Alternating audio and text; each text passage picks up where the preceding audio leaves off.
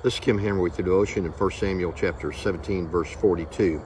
This verse has a very specific statement as far as Goliath's perception of David. David had come into the presence of Goliath. He was close enough now that they were able to engage in battle. And when Goliath did a quick assessment of David, the Bible tells us that he despised him. Now, the word despise means to feel contempt or deep repugnance for, or to regard as unworthy, or notice, or consideration. That's the attitude that Goliath had toward David. In some ways, that's the same attitude that the world has toward Christianity today. When Goliath did a quick size up of David, the first thing he determined was that he was not co-equal with him, and therefore he was not worthy to be in his presence, because Goliath based it on the size of his enemy. The world looks upon us as Christians today, and it questions our size and our capabilities to even be worthy to be in the presence of the world, and then to even have the audacity to think that we can engage in battle with the world and be able to win. But what Goliath did not see, and this is an important point, what Goliath did not see is the same thing that the world doesn't see today. The world looked upon the outward appearance and drew a conclusion based on the size of what they saw with their eyes. But what they were not able to see, because they don't have a spiritual relationship with God through Jesus Christ as their Savior, is they didn't see the size of the God that was standing beside David. They made an assessment, they made a false assumption that this is all that there is, when in reality they did not see the size of the God that was standing with David. As a result of it, David showed some real confidence, and he did not waver and he did not move, which is a lesson for us as Christians today. That whenever it is that the world sizes us up, and maybe they despise us, that we are even in their presence, we need to do like David did and just stand our ground and understand that there's a bigger God that's standing beside us than there is an enemy that's standing before us. We see that with regards to how we should respond as Christians, let me just give you some quick scriptures and some quick thoughts.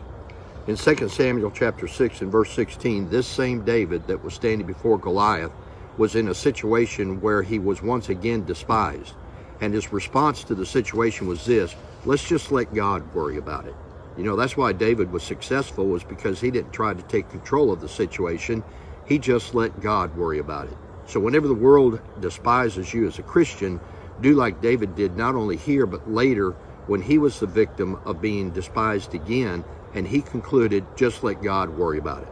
Look at Nehemiah, who in Nehemiah chapter 2:19 and in Nehemiah chapter 4 and verse 2, what did he do when he was in the world and the world despised him for the work he was trying to do for God? He just kept on working. He just kept his head down, and he just kept on working.